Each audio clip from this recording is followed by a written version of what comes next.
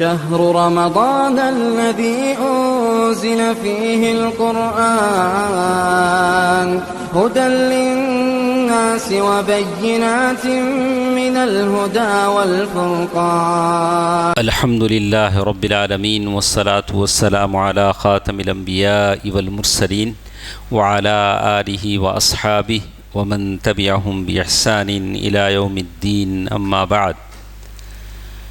محترم حضرات، میرے اسلامی بھائیوں اور بہنوں، اور اسی طرح جو احباب مجلس سے باہر ہیں وہ بھی مجلس کی برکت پانے کے لیے اندر آ جائیں، ہمارے ساتھ مجلس میں بیٹھیں، مجلس کا ثواب ملے گا. اللہ تعالیٰ سب کو توفیق دے، آمین. ہمارے ساتھ سورۃ ہود آیت نمبر 6 یہاں سے ہم پڑھ رہے تھے، جس میں اللہ تعالیٰ نے کہا زمین پر چلنے پھرنے والے جتنے جاندار ہیں سب کی روزیاں اللہ تعالیٰ پر ہیں. تو آپ بھی جاندار ہیں، میں بھی جاندار ہوں. جس دن ہمارے جسموں سے جان ختم ہو جائے گی لوگ ہمیں قبر میں ڈال دیں گے. لوگ اسی لیے ہم کو بخشے ہیں کہ ہم زندہ ہیں. جس دن یہ جان ختم ہو جائے گی لوگ ہمیں قبر میں ڈال دیں گے. تو ہم سب جاندار ہیں، ہم سب جاندار ہیں، ہم سب کی روزی روٹی کی ذمہ داری اللہ تعالیٰ نے لے لی ہے. تو اسی لیے کہتے ہیں کہ انسانوں کا ہی نہیں بلکہ زمین پر چلنے والے جانوروں، یہاں تک کہ کیڑے مکوڑوں اور چیونٹیوں کا رزق بھی اللہ تعالیٰ کے ذمے ہیں. یہ اللہ تعالیٰ کی ذمہ داری ہے کہ ہر جاندار کو رزق اسے اس مقام پر پہنچائے. جیسے آپ یہاں بیٹھے ہیں، آپ کی چائے یہاں تک آتی ہے، کون پہنچاتا ہے؟ اللہ سبحانہ و تعالیٰ ہے جو پانی، چائے، ہم یہاں بیٹھے ہیں ہماری چائے یہاں تک پہنچاتا ہے. یہ اللہ تعالیٰ کی ذمہ ہے.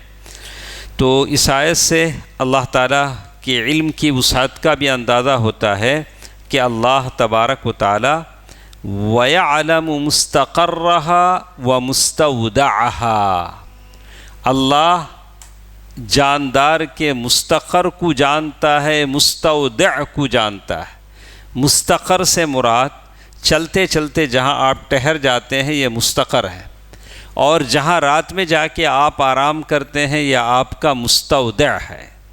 یعنی کیڑا مکوڑا چیونٹی جاتے جاتے جہاں رک جاتا ہے وہ اس کا مستقر ہے، اور جس بل میں وہ گھس جاتا ہے وہ اس کا مستودع ہے، جیسے اللہ تعالیٰ نے اس آیت میں بیان کیا ہے.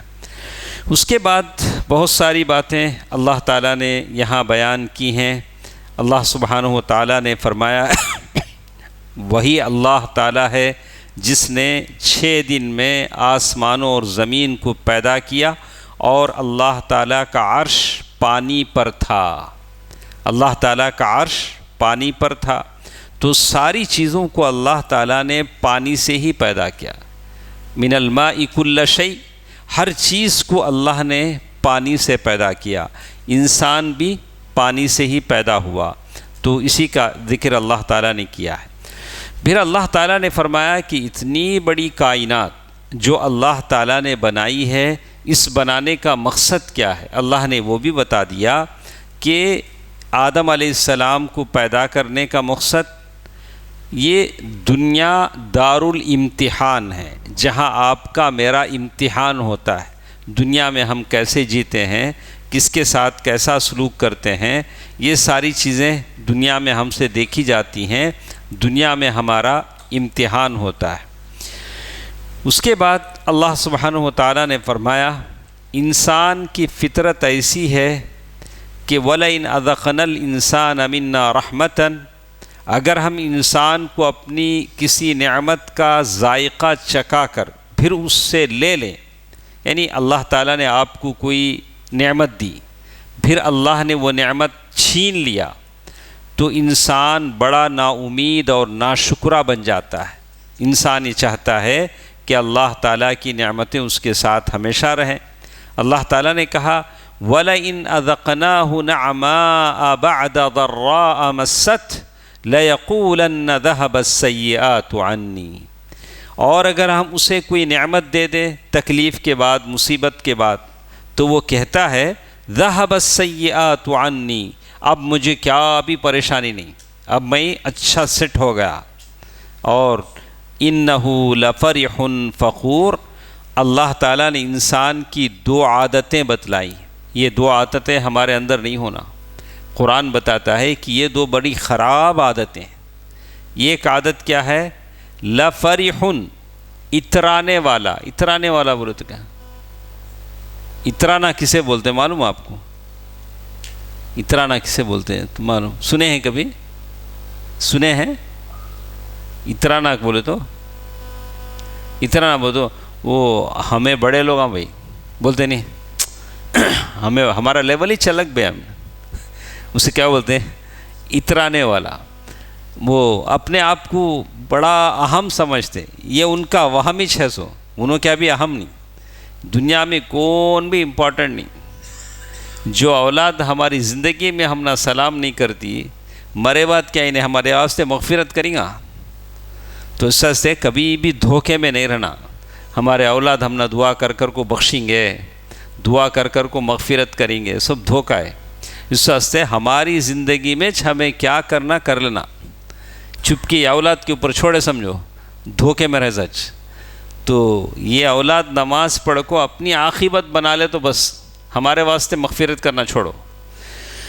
تو پہلی عادت جو قرآن کہتا ہے کہ انسان کیا ہے؟ اترانے والا. اور ایک بولتا شیخی خور. شیخی خور کا تو شیخی بگارنا. شیخی بگارنا بولتے نہیں، وہ شیخی بگارنا بولے تو میں اتنے نمازہ پڑھ ڈالا، رمضان میں 10 قرآن ختم کر ڈالا، کریا نہیں کریا اللہ کو معلوم. لیکن چپکے کیا بولتا؟ ہاں میں روز کو 1000 روپے زکوٰۃ دیتا بھائی، رمضان میں پورا ہر دن 1000 روپے خیرات کرتا. کریں گا ہی نہیں، کریا تو اچھی بات ہے، لیکن لوگوں کے سامنے کیا بولتا؟ چپکے. لوگ سمجھنا باہ کیا اللہ والا رنگا انہیں، اتنا خیرات کرتا کہتے کیسا رنگا. شیخی بگارنا بولتے، چپکے بگارتے رہتا. یہ 2 عادتیں انسان کی اچھی نہیں. اگر آپ کرتے ہیں تو اللہ کا شکر ادا کیجئے. اللہ نے آپ کو یہ توفیق دی، اللہ تعالیٰ نے آپ کو یہ توفیق دی. تو یہ 2 عادتیں بڑی خراب ہیں. انہ لفرح، فرح فخور، فخر کرنے والا، اپنے آپ میں فخر کرنے والا. بہت سارے لوگ اب رمضان میں تو چھوڑو 4 بجے اٹھ جاتے ہیں، ٹھیک 4 بجے ایک سوال بھیجتے ہیں. ہمیں سمجھنا اچھا انہوں تہجد کو اٹھے رہیں گے، ضرورت نہیں ہے وہ ٹائم پہ تو مجھے میسج بھیجنا ضرورت نہیں ہے. یا ارے اگر اٹھ بھی گئے کیا ضرورت دوسروں کو آپ بتانے آپ 4 بجے تہجد کو اٹھ گئے بولو، ضرورت نہیں ہے. تو یہ ساری عادتیں ہیں جو انسان کے لیے اچھی نہیں. اگر آپ اٹھ جاتے ہیں تو اچھی بات ہے، لیکن شو آف نہیں ہونا چاہیے. اس کے بعد اللہ تعالیٰ نے بہت ساری باتیں یہاں بتائی ہیں کہ کافروں سے اللہ تعالیٰ نے مشرکوں سے بھی چیلنج کیا. ام یقولون افترا قل فأتوا بعشر سور مثلہ مفتریات وادعوا من استطعتم من دون اللہ ان کنتم صادقین. یعنی یہ لوگ کہتے ہیں کہ قرآن تم نے گھڑ لیا ہے. اللہ کے نبی صلی اللہ علیہ وسلم نے قرآن خود بنا لیا ہے، جبریل سب نہیں آتے ہیں، یہ اللہ کا کلام نہیں ہے. تو اللہ نے کہا کہ اچھا ایسا کرو کہ آپ لوگ یہ 10 سورتیں بنا کے لاؤ. قرآن میں کتنے سورتیں ہیں؟ 114 سورتیں ہیں. اچھا ایسا کرو تمہیں لوگ ایک 10 سورے بنا کو لاؤ، ہمیں دیکھیں گے کہ تمہارے سورتیں کیسے ہیں. سورتیں مطلب یہ سورہ بقرہ، سورہ آل عمران، سورہ نساء، سورہ نعم، سورہ مائدہ، یہ سورتیں. تو وَادْعُوا مَنِ اسْتَطَعْتُم مِّن دُونِ اللَّهِ إِن كُنتُمْ صَادِقِينَ، اللہ کے علاوہ جسے تم سپورٹ میں بنا کے لانا چاہو بنا لو.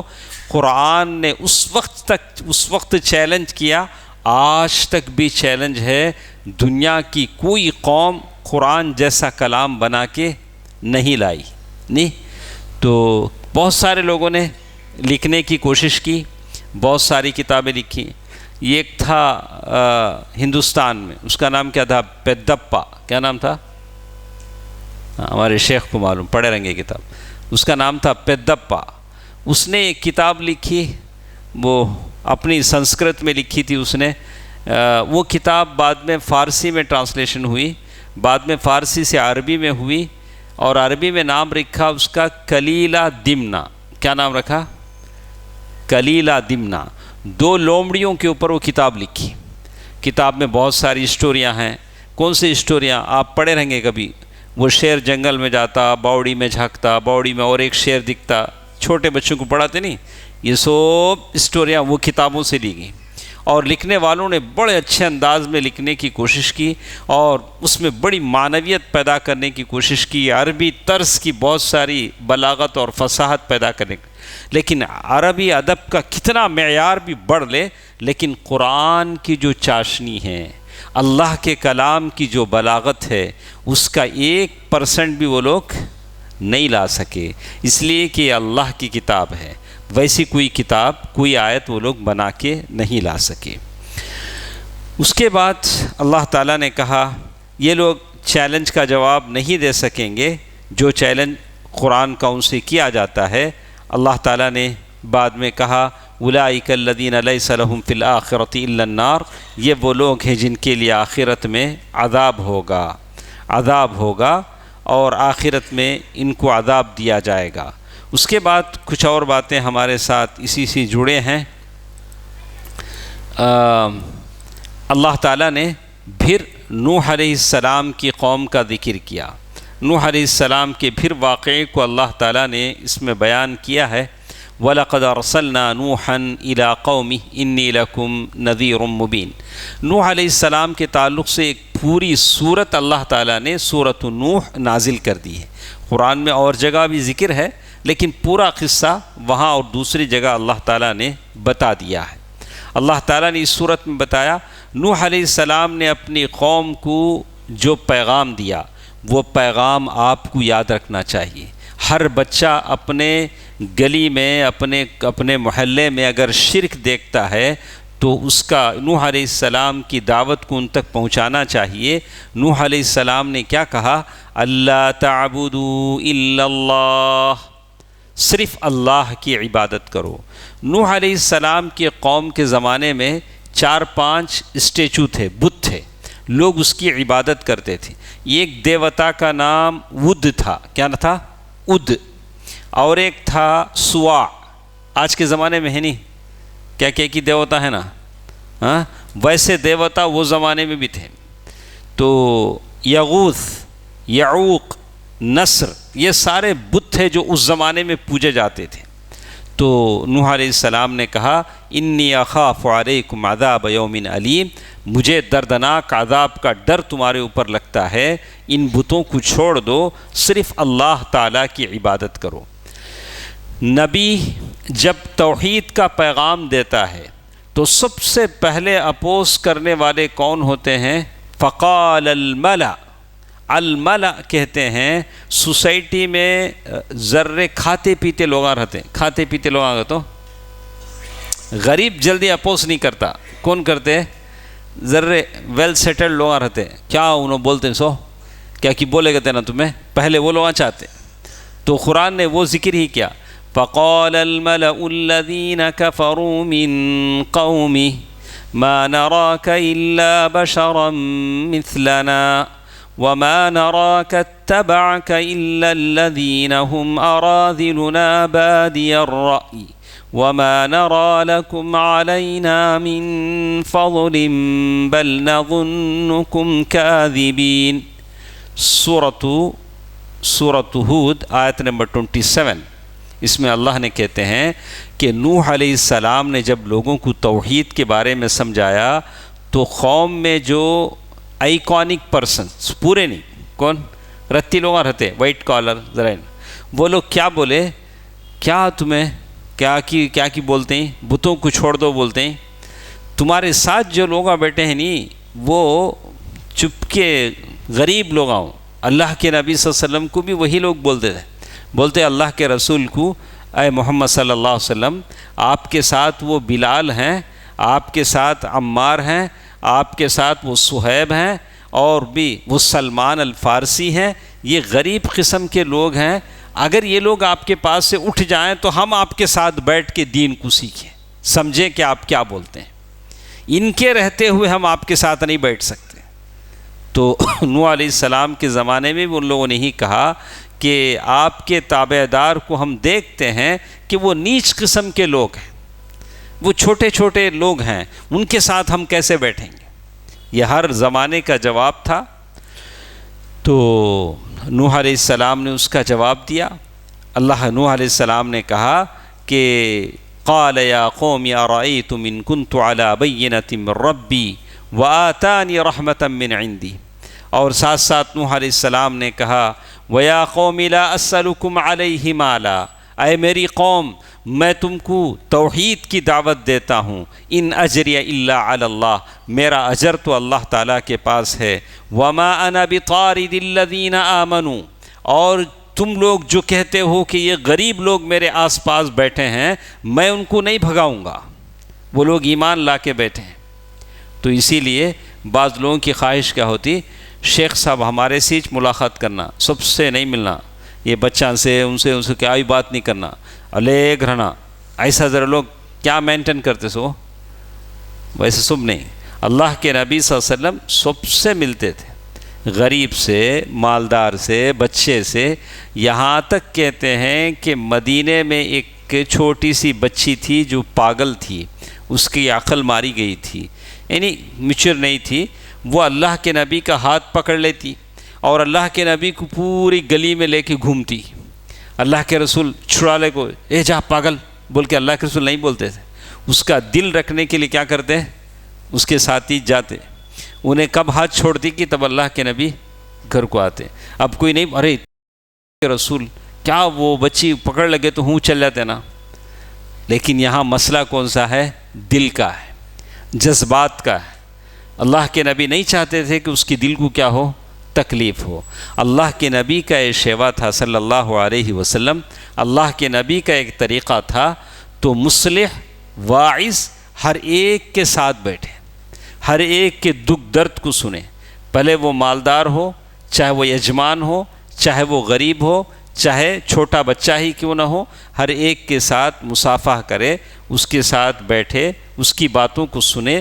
یہی طریقہ ہوتا ہے مصلح قوم کا۔ نہیں ہم صرف بڑے لوگوں کے ساتھ ہی بات کریں گے، چھوٹوں سے بات نہیں کریں گے، تو یہ صحیح معنی میں معالج نہیں ہے، روحانی معالج نہیں ہے۔ اسی لیے انہوں نے کہا کہ میں ان کو بھگا نہیں سکتا، وَيَا قَوْمِ مَنْ يَنْصُرْنِي مِنَ اللَّهِ إِن تَرَدتُّهُمْ أَفَلَا تَذَكَّرُونَ۔ نوح علیہ السلام نے کہا کہ میری قوم کے لوگوں، اگر میں ان مومنوں کو اپنے پاس سے نکال دوں تو اللہ کے مقابلے میں میری کون مدد کر سکتا ہے؟ اللہ تعالیٰ اگر مجھے پکڑ لے کہ ان غریب مومنوں کو تم نے کیوں نکالا، تو میں اللہ تعالیٰ کو کیا جواب دوں، اللہ تعالیٰ کو کیا جواب دوں؟ یہ نوح علیہ السلام کا جواب تھا۔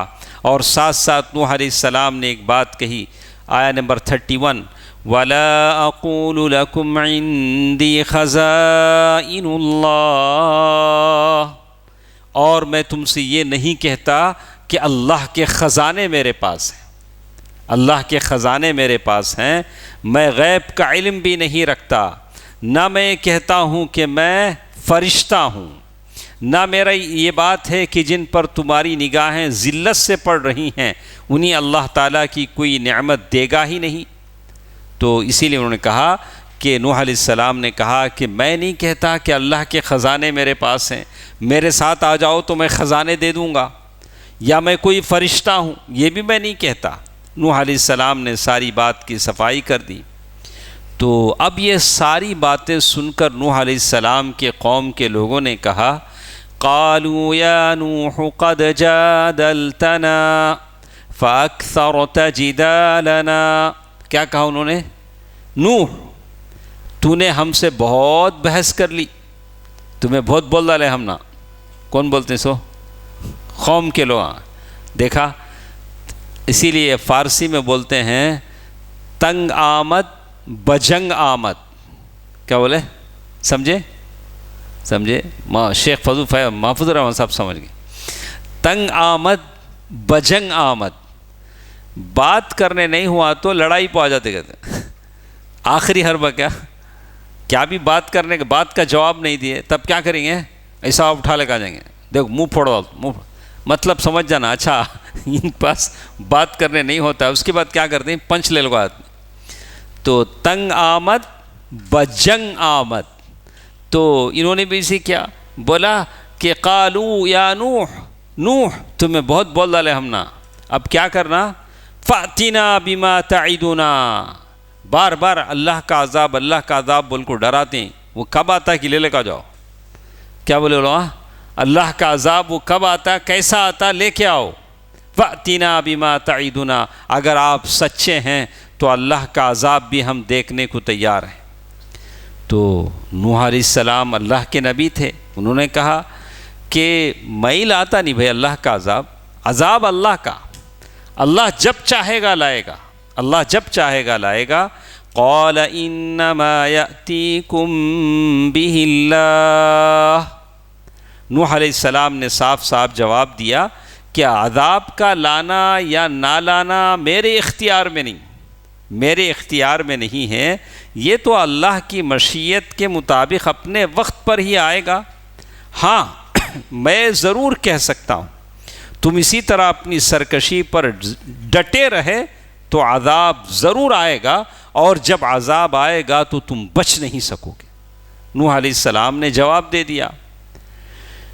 یہ دیکھیے نوح علیہ السلام نے بعد میں کہا وَلَا يَنفَعُكُمْ نُصْحِي, میری نصیحت نے تم کو نفع نہیں دیا. میں نے نصیحت کی لیکن تم نے نصیحت سے فائدہ نہیں اٹھایا, اور تم یہ سمجھے کہ میں جھوٹ بول رہا ہوں. اس کے بعد اللہ تعالیٰ نے نوح علیہ السلام کی طرف وحی کی, وحی بھیجا. کیا وحی بھیجا, وَأُوحِيَ إِلَى نُوحٍ أَنَّهُ لَن يُؤْمِنَ مِن قَوْمِكَ إِلَّا مَن قَدْ آمَنَ فَلَا تَبْتَئِسْ بِمَا كَانُوا يَفْعَلُونَ. اللہ تعالیٰ نے نوح علیہ السلام کو وحی کے ذریعے بھیجا, نوح اب جو لوگ ایمان لائے ہیں لا لیے, اب باقی لوگ ایمان نہیں لائیں گے, خلاص بات ختم ہو گئی. اللہ تعالیٰ کی طرف سے معلوم ہو گیا. اب اللہ نے کیا کہا دیکھیے, اللہ سبحانہ و تعالیٰ نے نوح علیہ السلام سے ایک بات کہا, وَيَصْنَعُ الْفُلْكَ, نوح ایسا کرو ایک شپ بناؤ. شپ کہاں بنا رہے ہیں, صحرا میں, وہ بڑا گاؤں صحرا, ریت, دور دور تک 100 میل تک پانی نہیں, سمندر نہیں, شپ بنا رہے ہیں. تو اور اللہ تعالیٰ نے ساتھ کہا وَكُلَّمَا مَرَّ عَلَيْهِ مَلَأٌ مِّن قَوْمِهِ سَخِرُوا مِنْهُ, اور جب کبھی لوگ وہاں سے گزرتے نوح علیہ السلام شپ بنا لے کو ہی مذاق کرتے, نوح کیا بناتے ہیں تمہیں شپ, جنہ کھینچ لے کو جائیں گے کہ یہاں سے سمندر تک, یا قریب میں کیا بھی سمندر نہیں, بیچ نہیں, یہ شپ کہاں چلیں گی تمہاری. تو مذاق کرتے. تو نوح علیہ السلام جواب دیتے قال ان تسخروا منا فإنا نسخر منكم كما تسخرون. ہاں اگر تم مذاق کرتے ہو تو کر لو, ایک دن ایسا آئے گا کہ ہم بھی تمہارے ساتھ مذاق کریں گے, ہم بھی تمہارے ساتھ مذاق کریں گے. اللہ تعالیٰ نے کہا حتی اذا جاء امرنا وفارت النور, یہاں تک کہ جب اللہ کا حکم آیا تنور ابلنے لگا. تنور بولے تو کیا, تنور تندور, تندوری روٹی نہیں, ویسا آگ جلتے رہتا اس میں تندوری روٹی بناتے, تنور بناتے. تنور جو گھر میں بہت ایسی جگہ بناتے جہاں پانی نہیں آنا, چولہا, تو وہاں سے بھی پانی ابلنے لگا. اب تنور سے پانی ابلنے لگا تو باقی جگہ سے پانی کیسے ابلنے لگا.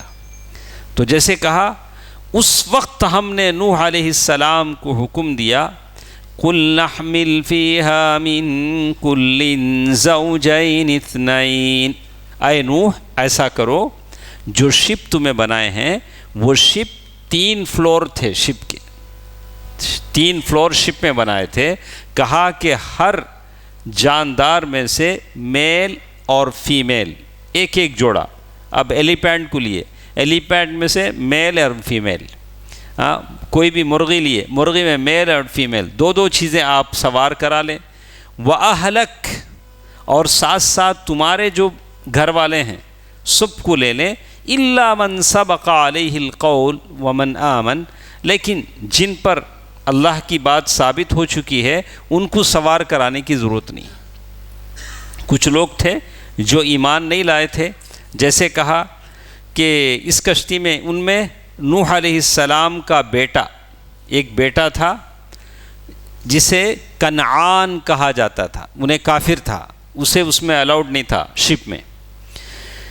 اور اسی طرح نوح علیہ السلام کی بیوی جس کا نام واعلہ تھا، جو کافرہ تھی، اور کنعان کی ماں تھی۔ بیٹا جس کی طرف گیا ماں بھی کیا ہو گئی، اس کی طرف چلے گی۔ کبھی ایسا ہوتا گھر میں بھی پارٹیاں بن جاتے ہیں، امی دیکھتی اچھا کدھر بھاری ہے پلہ، بچہ کی طرف کی باوا کی طرف کی، امی بھی ہلو جدھر بھاری رہتا ادھر امی بھی جمپ ہو جاتی۔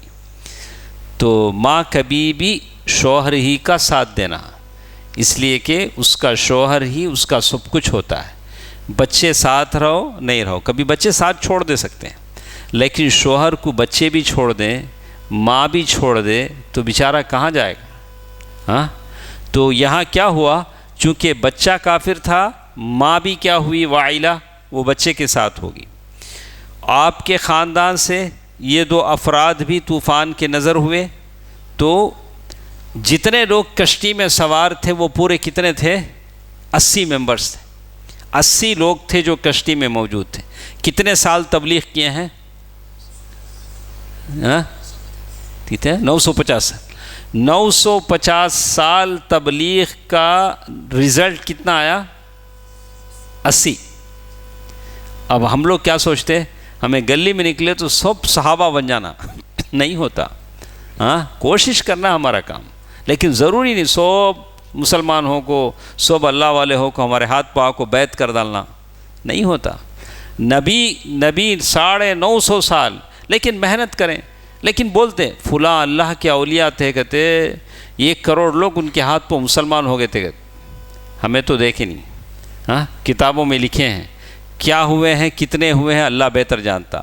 وہ اولیاء کی کیا کرامتیں تھیں، ان کی زبانوں میں کیا تاثیر تھا، اللہ تعالیٰ جانتا ہے۔ ٹھیک ہے، یہ نوح علیہ السلام کی بات تھی۔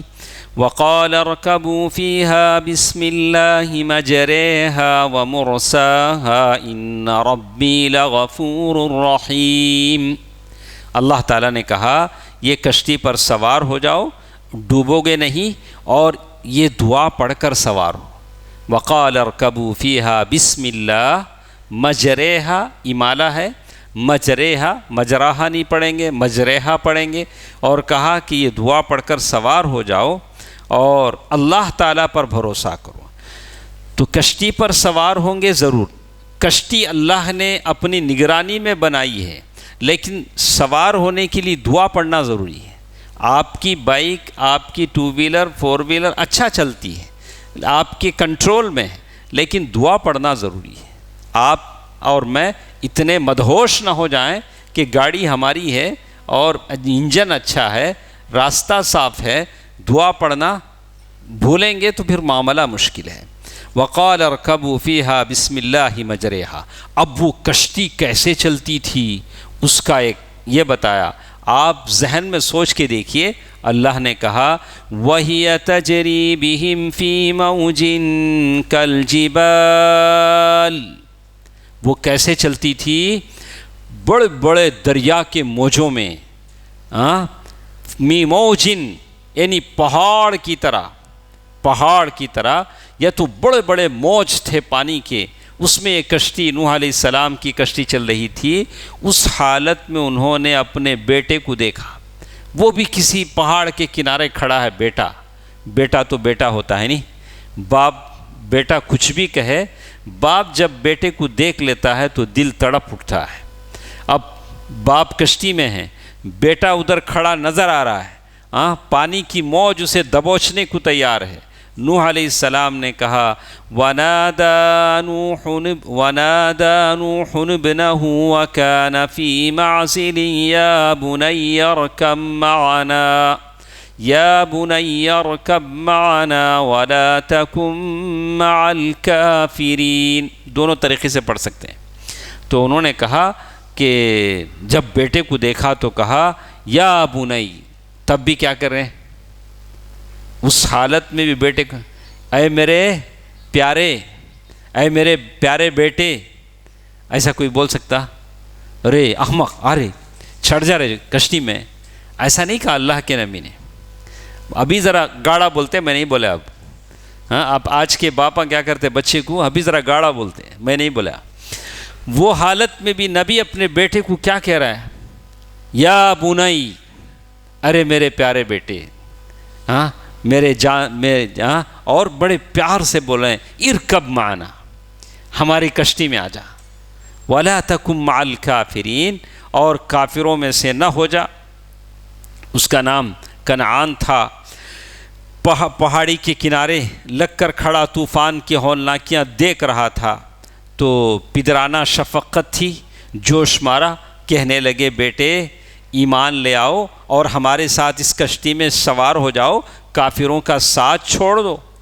تو بیٹے نے کیا کہا؟ بیٹے نے جواب دیا یا قال سآوی الی جبل، کیا کہا؟ ابا کوئی بات نہیں، جاؤ جاؤ جاؤ، یہ پہاڑ ہے نہیں، میں اس پہ چڑھ جاتا ہوں، تمہاری کشتی تم نہ مبارک ہو، یہ کشتی پہاڑ پہ چڑھ جاؤں گا پانی آئے گا نہیں۔ قال سآوی الی جبل یعصمنی من الماء، یہ پہاڑ مجھے بچا لے گا۔ تو اللہ کے نبی نوح ہیں، نوح علیہ السلام کہہ رہے ہیں لا عاصم اليوم من امر اللہ الا من رحم، لا عاصم اليوم، آج کے دن کوئی کسی کو نہیں بچائے گا، من امر اللہ، یہ طوفان اللہ کا حکم ہے، الا من رحم، مگر اللہ جس پر رحم کرے وہی بچے گا آج کے دن۔ ابھی یہ کنورزیشن چل رہا تھا، وحال بینہما الموج، دونوں کے بیچ میں ایک بڑا پانی کا موج، کیا بولیں گے اسے؟ ویو، بڑا یہ پانی کا ویو آ گیا، فکان من المغرقین، نوح علیہ السلام کا بیٹا ڈوبنے والوں میں سے ہو گیا۔ باپ کے دیکھتے دیکھتے بیٹا پانی میں ڈوب گیا۔